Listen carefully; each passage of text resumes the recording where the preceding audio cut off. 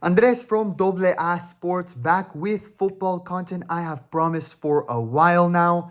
Finally, my grades for the 2024 Euro. I'll be grading every team starting with Group A and then ending with Group F. Here we go. Germany, A. Entering this tournament, Germany was definitely in the hot seat given they underperformed in the last three major tournaments, getting eliminated in the group stage in back-to-back World Cups, as well as a round of 16 exit in the 2020 Euro. As a host nation, as the host nation for 2024, they could not afford to have a fourth straight poor performance in an international tournament. Well, that didn't happen this time. And Germany looked much more improved. They dropped 5 goals on Scotland in the opening game and pretty much advanced to the knockouts through just that game and the big goal difference they accumulated. They made short work against Hungary, winning 2-0, and tied against Switzerland in their not as important final group game to finish first in Group A. Germany's offense, especially Musiala, had a really good tournament. Musiala scored 3 goals in this tournament, and a total of 6 different players for Germany scored at least 1 goal in this tournament. The big thing to watch was the defense, which entering the tournament was not in the best of form. This including drawing 2-2 against a struggling Mexican side after leaving their shortest player wide open for a goal, back-to-back losses to Turkey and Austria, and conceding a total of 9 goals since the start of the October 2023 friendlies. The defense improved greatly, holding Hungary and Denmark scoreless and only conceding 2 garbage time goals against Scotland after already scoring 4 on them, and against Switzerland in a game that didn't matter since they had already won the group. So if Switzerland scored a goal, if they even won the game, for Germany, it didn't matter. Unfortunately, their good form and good luck ended in the quarterfinals when they lost to the eventual Euro champions in España, in Spain. Even then, they still went down fighting, taking Spain's young and elite squad into extra time. I think this improved. I really do like this improved German team, and they will definitely be ones to watch in this year's UEFA Nations League and in 2026. Switzerland. A. Switzerland made pretty clean work, winning 3-1 against Hungary in their first group stage game. Then they spoiled the party for Scotland by drawing them and ending any last hopes for the Tartan Army. They were also competitive against the German squad that sought to sweep their group stage games, drawing them. Switzerland finished second in the group with 5 points to advance to the knockout phase. In the round of 16, they pulled off a stunning performance against the Italians to advance to the quarterfinals, tying their best ever result in the Euros that was set in 2020. Unfortunately, they were only able to tie their best result set in the prior Euro tournament, as this year they lost again in the quarterfinals, this time to England in penalty kicks. However, I would say their 2024 tournament was much better than their Euro 2020 performance, as they didn't lose a game in the group stage like they did in 2020 and were able to directly qualify for the elimination phase, finishing top 2 in their group. A grade for the Swiss squad. Hungary. C. Entering the tournament, they were probably the weakest of the teams in Group A, and I'll be honest, I didn't predict them to do well here. They did not have good games against Germany and Switzerland, losing both games 2-0 and 3-1. And then there was the awful injury against Scotland, which just made it all feel worse. As many had probably seen during that game, Barnabas Varga collided with Scotland goalkeeper Angus Gunn in the Scotland box midway through the second half and immediately collapsed to the ground. It was a very ugly, scary scene that saw the players immediately calling for help from the medics and doctors on the field, and Vargas needing to be stretchered off the field. That must have been just absolutely heartbreaking for the fans, the players, and Vargas' family to see.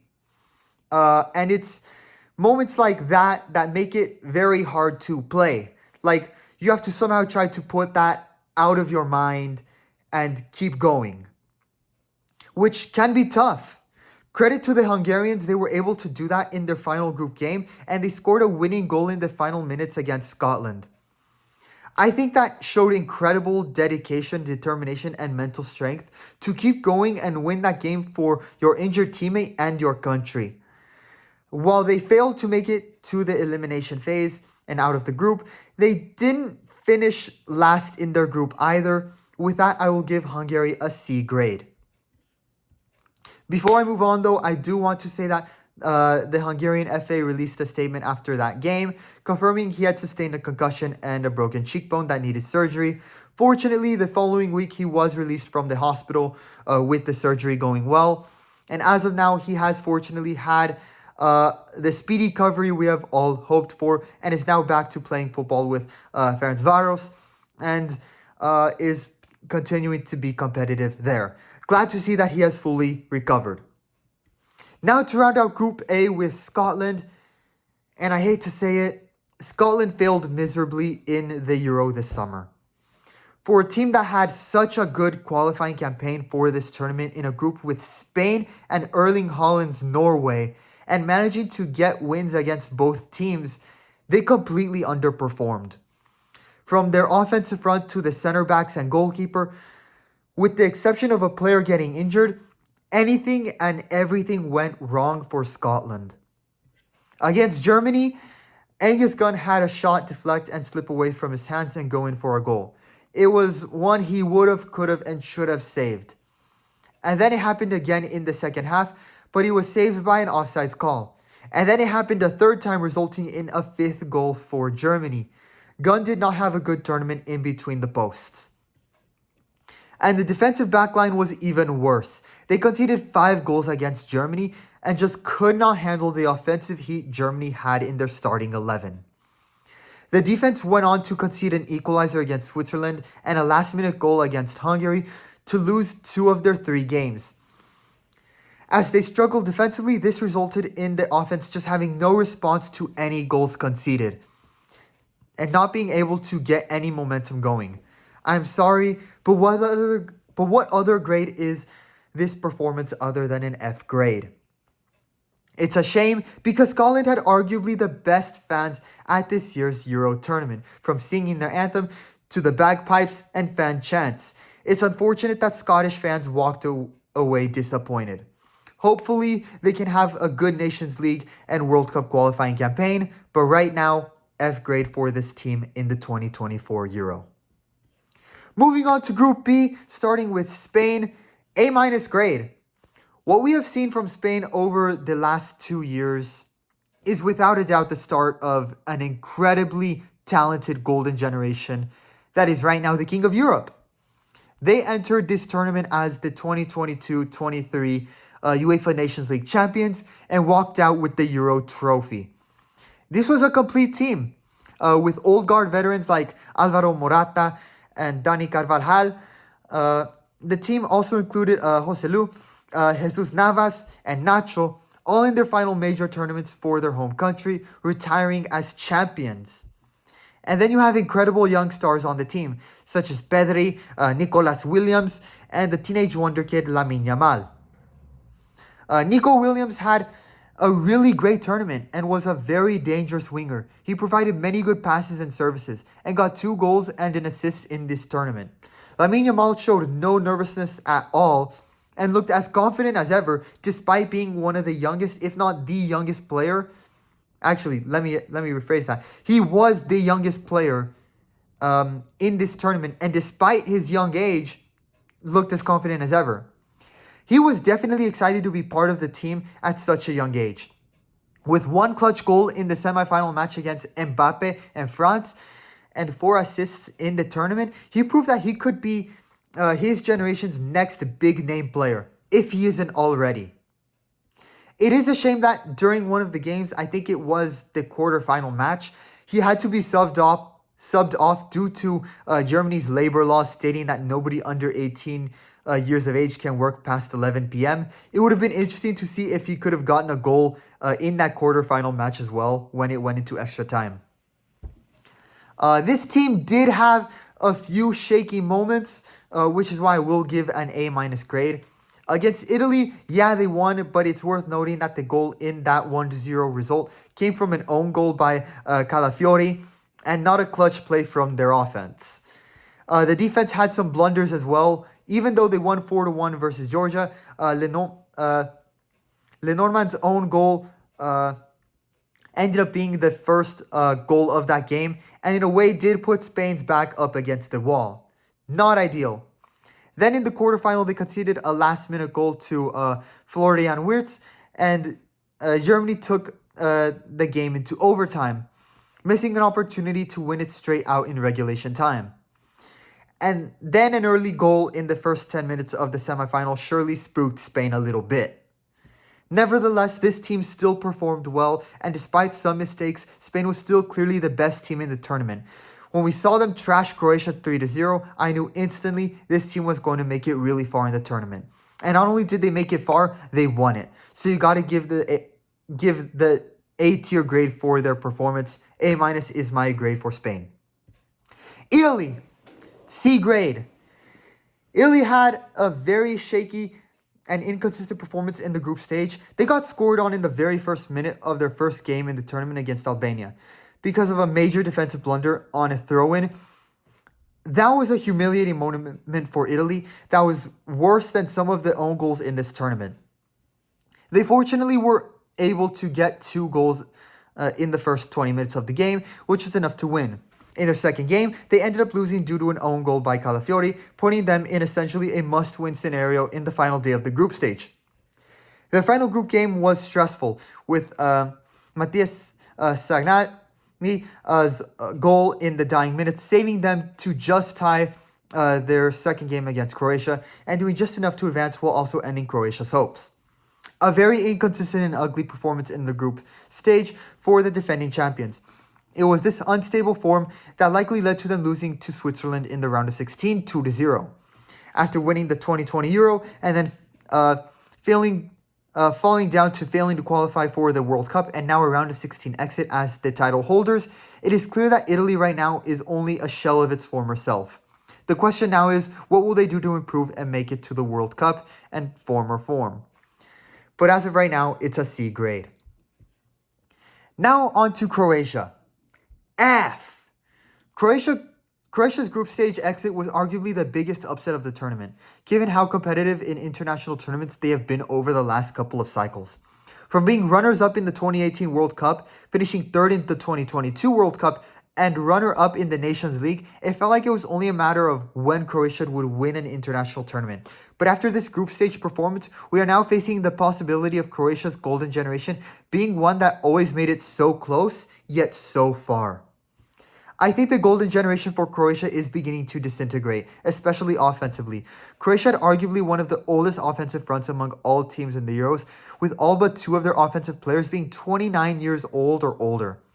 At this point in their careers is where many players' skills and form begin to decline. And I think we saw that in this tournament. Croatia's offense was only able to score 2 goals on their own, one from Andrej Kramaric versus Albania, and the other from Luka Modric, who was competing in what will surely be his final Euro tournament at 38 years of age.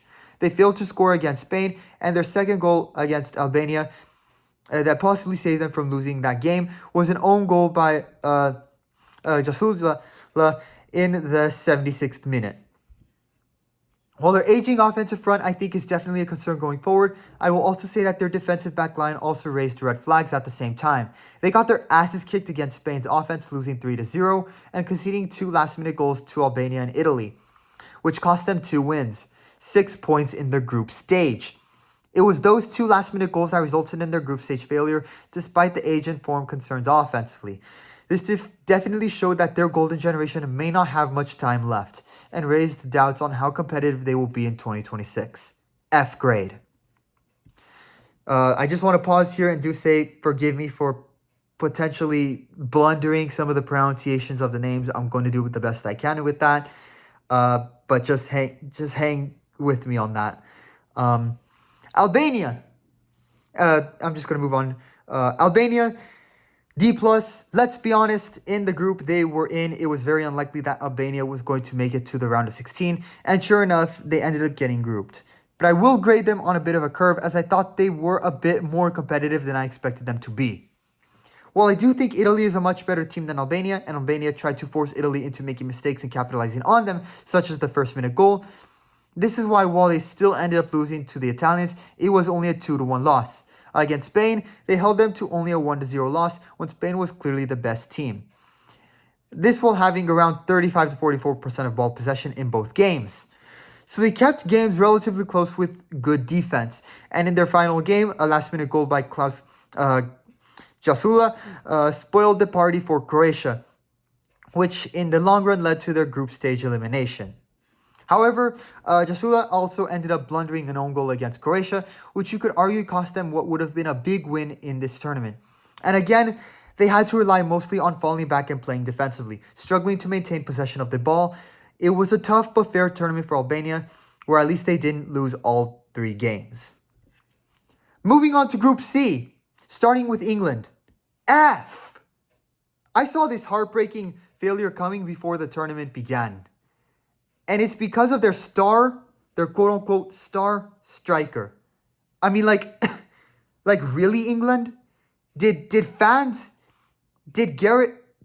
Southgate and all of England, did you all actually think it would come home with Harry Kane on your roster?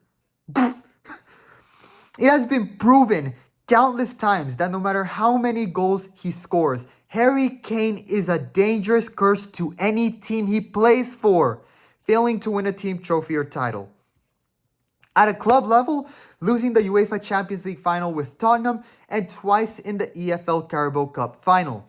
With England, he lost the Euro 2020 final in penalty kicks and now is part of the losing team. It was also part of the losing team in the semifinals of the 2018-2019 semifinals of the UEFA Nations League. And England got relegated from UEFA Nations League A in this last cycle. And this last year, signing for Bayern Munich in the Bundesliga in hope to win some sort of championship, something, anything in a league Bayern have dominated for 9+ straight seasons. First year with Munich, and suddenly they lose the German Super Cup. They lose to a third-tier team in the domestic cup, and lose the Bundesliga to a team that has never won it before, and magically went undefeated. You want to know what the common denominator was? Harry Kane! And along with Gareth Southgate's underwhelming style of play that made teams like Slovenia look world-class in the group stage, Harry Kane's curse was once again a common denominator. And now that's back-to-back Euro finals lost with Harry Kane as a team captain. Back-to-back losses with Harry Kane in the final. On top with UEFA Champions League final heartbreaks, Bundesliga heartbreaks, Super Cup heartbreaks. The common denominator is Harry Kane. And look, I'll probably plan to make a separate video on Harry Kane and his curse, but I'll end this England segment with this.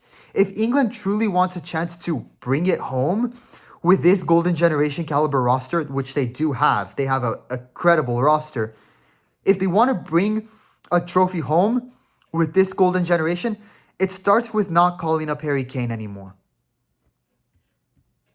Denmark, B-. Denmark finished second in the group to advance directly to the knockout stage. Denmark managed to draw England 1-1 in their second game, which I imagine felt like a win for the Danish squad given the superior talent of England's players. However, they ended up conceding an equalizing goal against Slovenia in their first game, which was not ideal given that in the qualifying campaign for this tournament, they were the better team. Their final group game that saw the Danish squad draw 0-0 against Serbia also felt like a bit of a missed opportunity, given that with a little more than 50% of ball possession, they had more shots and shots on target in that game. Nevertheless, they didn't lose a single game in their group and directly advanced to the round of 16. Unfortunately, the round of 16 was where their Euro run ended, as they ended up facing the host nation in Germany, who with a lethal offense was able to defeat Denmark 2-0. Overall, I think a B- grade is fair for Denmark. Slovenia, B-. They tied all three of their games against England, Denmark, and Serbia in the group stage. Their draw against England, while scoreless, I imagine felt like a win given how defensive they played. This ended up being just good enough to be on the better end of the third place teams in the group stage, giving them a spot in the round of 16. In the round of 16, it looked like a game they were just trying to survive, with only 27% of ball possession and a mostly defensive strategy. While it prevented the Portuguese from scoring, it meant that Slovenia had no offense, and after extra time and in penalty kicks, ended up losing the shootout 3-0.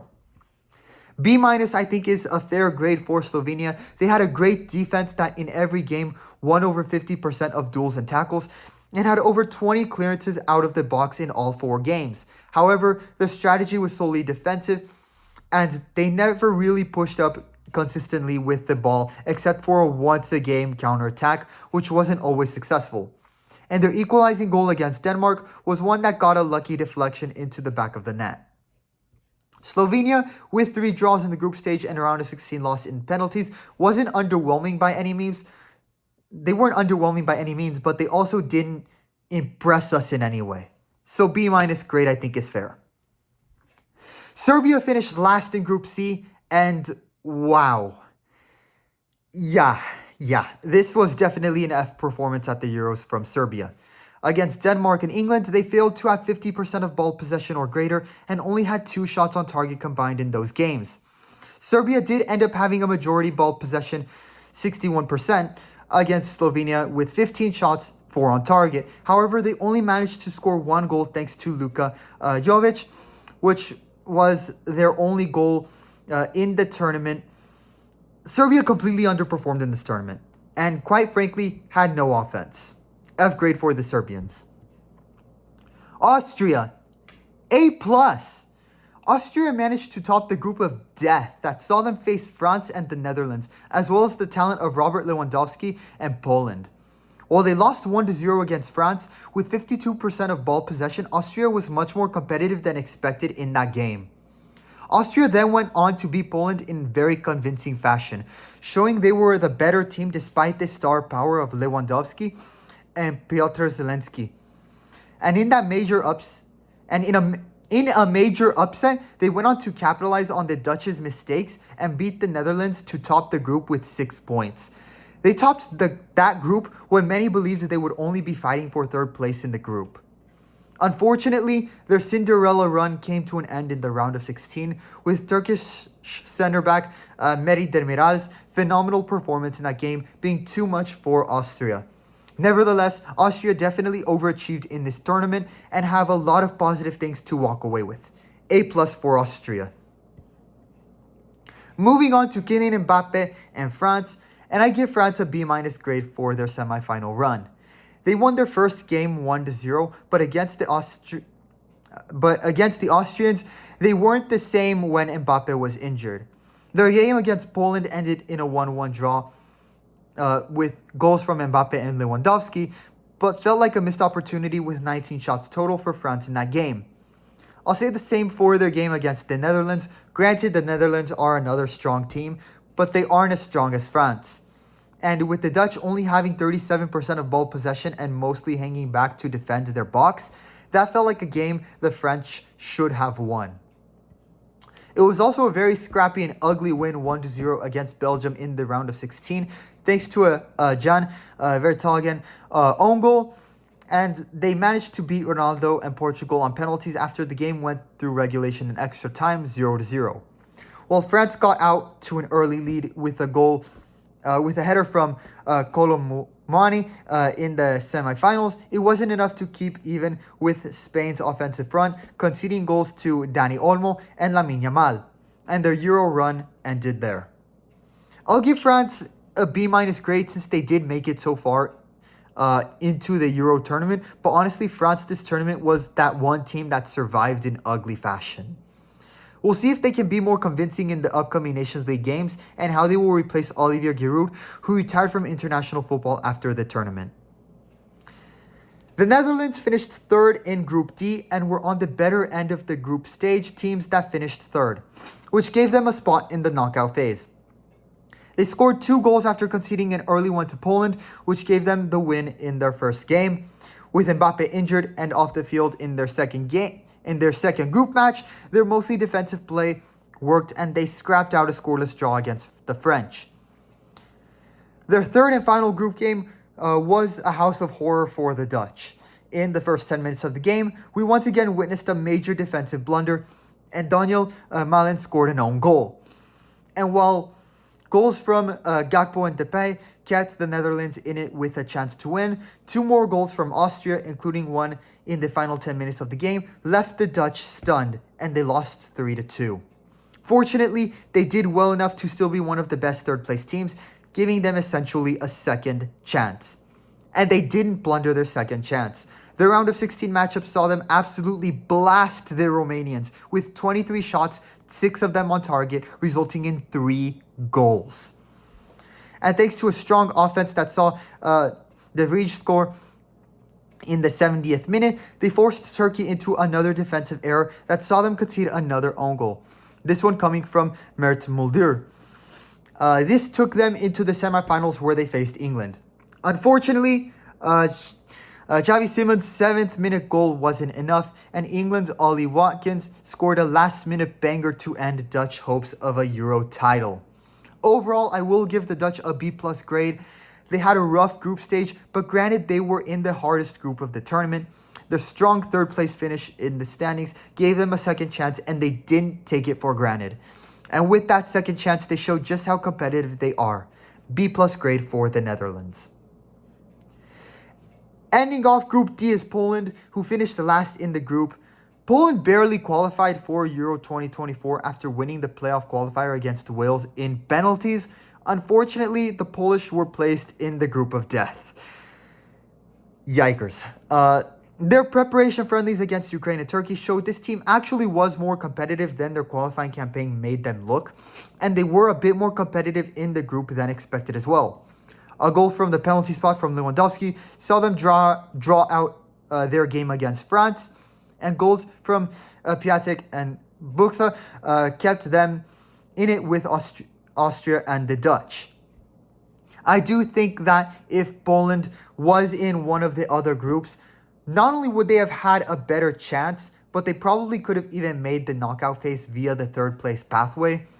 Unfortunately, stuck in the group of death, not even the star talent of Lewandowski, Bushka, or Piotr Zelensky was able to save them, and the draw against France was their best result while losing to both the Austrians and Dutch. Poland ended up dead in the group of death, and in my opinion had a D grade performance. Moving on to Group E, and wow, 100% Group E was the group of life, with all 4 teams tied on points at the end of all 3 matches. Starting off with Romania. B. Romania came into the 2024 Euro after finishing top of their group in Euro qualifiers. In their opening game again of the tournament, they punished Ukraine for their defensive mistakes, winning 3-0. Unfortunately for them, their second game against Belgium didn't go the same way, conceding 2 goals to Tielemans and De Bruyne. Their third and final group match saw them score an equalizing penalty and draw 1-1 against Slovakia. While only getting 4 points, the errors and poor performances by the other 3 teams saw them finish top of the group when they were expected to probably finish last in their group. Unfortunately, the hype for Romania after topping the group was short-lived, and they got thrashed versus the Netherlands in a 3-0 loss in the round of 16. I'll give the Romanians a B grade for pulling off a surprise first-place finish in their group and a strong performance against Ukraine and Munich.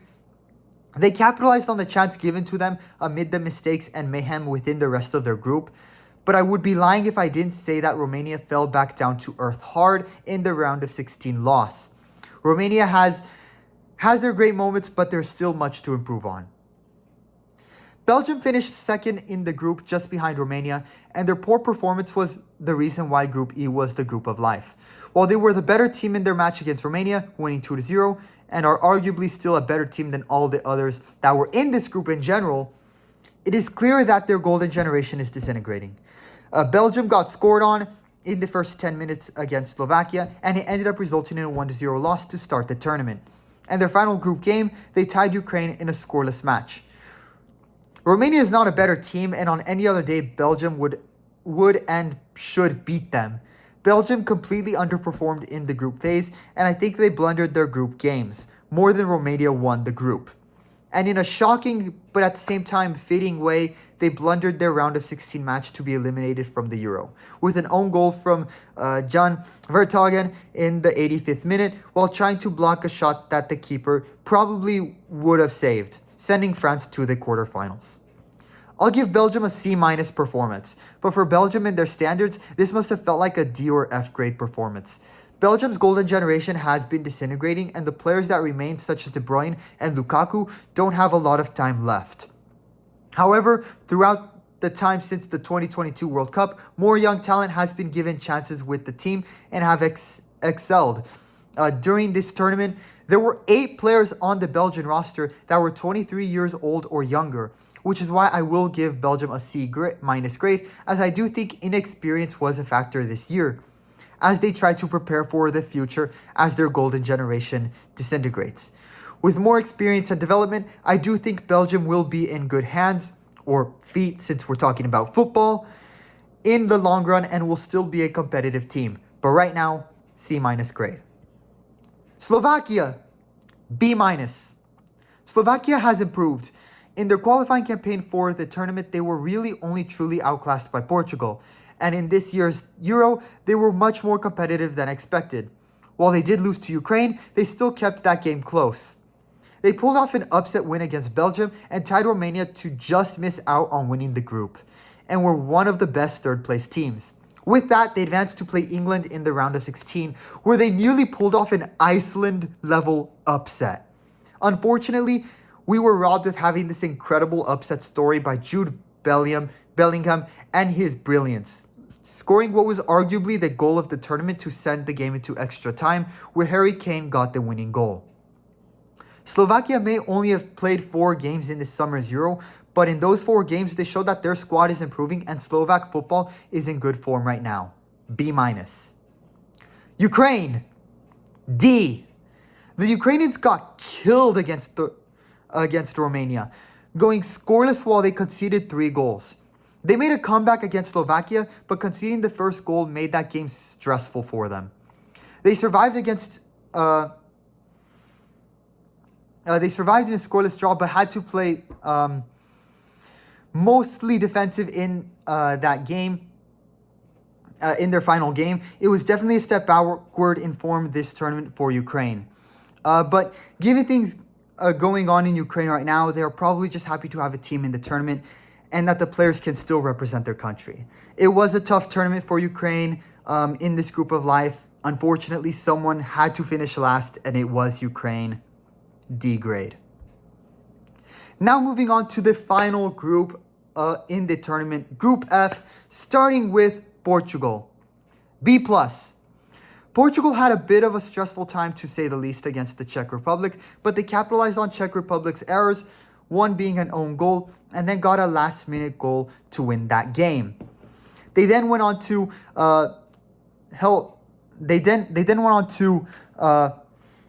help Turkey essentially dismantle themselves, dropping 2 goals on them, while Turkey's Samet Akaydın permanently stained his career, scoring one of the most humiliating own goals ever. So they won 3-0 against Turkey, advancing on, but their perfect group stage campaign was spoiled by Georgia as Portugal got complacent and they lost 2-0. In the round of 16, they had a very underwhelming performance against the Slovenians, 20 shots, 6 on target with almost 75% of ball possession, but they failed to get the ball in the back of the net and had to go all the way to penalties to win and advance on to the next round. They then played France in the quarterfinals, where they once again failed to score despite having a majority of ball possession. The game went all the way to penalties, and this time Portugal's good luck ran out. This wasn't the best performance from Portugal in the Euro, especially from Ronaldo, who failed to score in this tournament. Nevertheless, Portugal still made a solid run in this tournament, and Pepe, in his final games for his country and his career, I think this was a solid way to end it. We'll miss seeing him on the field, and he had an iconic and phenomenal career, and I hope he enjoys his retirement. Turkey, B+.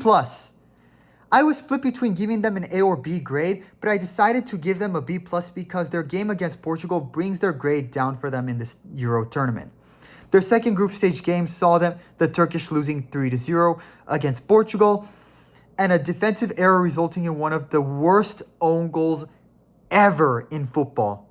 Unfortunately, that will be a moment people won't forget, and it will permanently stain Samet Akaiden's career.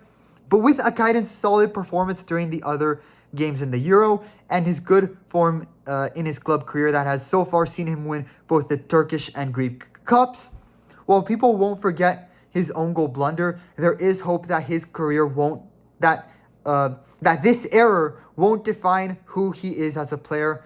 I hope it won't define his career.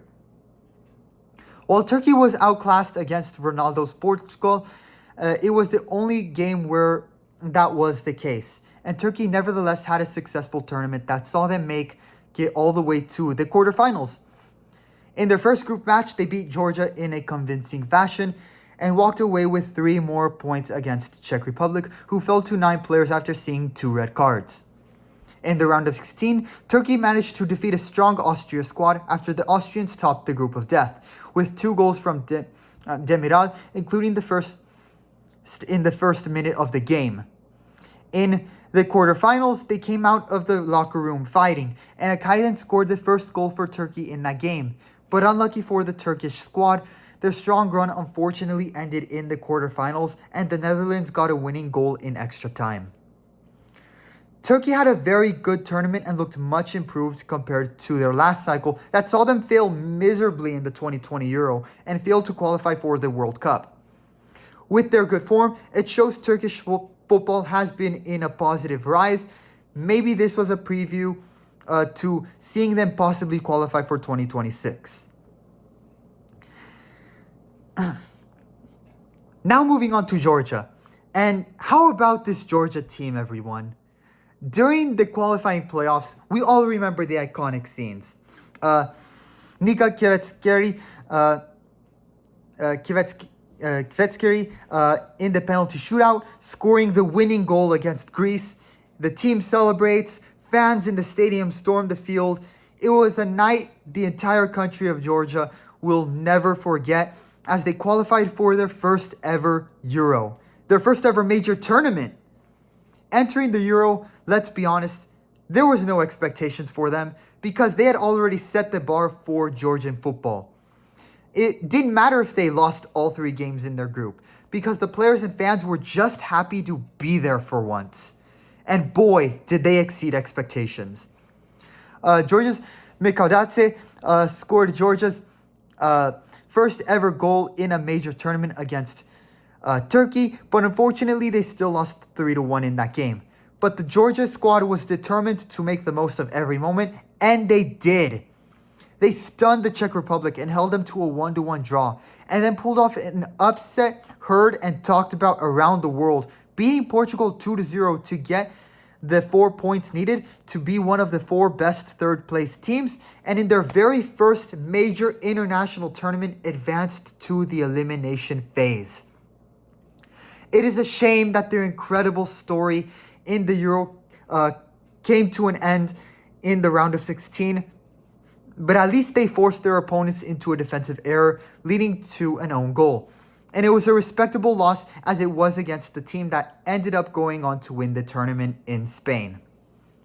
For a team and a country that was just happy to be in Germany competing and were not even expected to be in this tournament, they were 10 times better than all of our standards and expectations. This is Georgia's golden generation.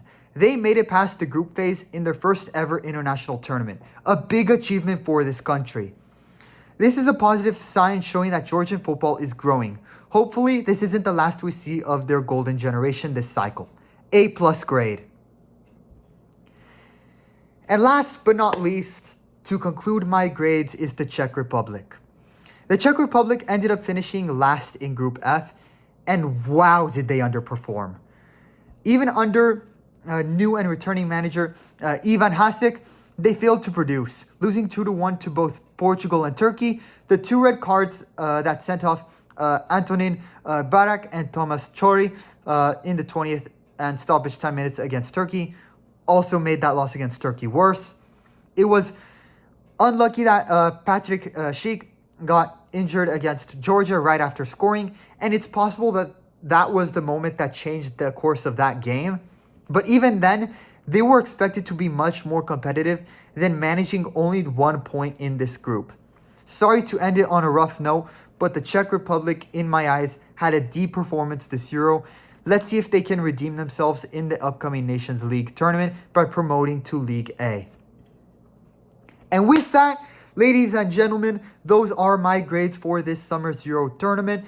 It was one awesome tournament that saw some incredible goals, incredible football, and even some chaos with a shocking 10 own goals in this summer's Euros. And at the end, we saw an elite team with young stars win it all. It sure wasn't boring. That's all for me in this video. Leave a like and subscribe if you enjoyed the content. Feel free to leave your opinions in the comments below. What are your team grades for this summer's Euro and why? I would love to hear it and see it in the comments. Thanks for watching. Thank you for supporting this passion project and tuning in. I'll see you in the next video.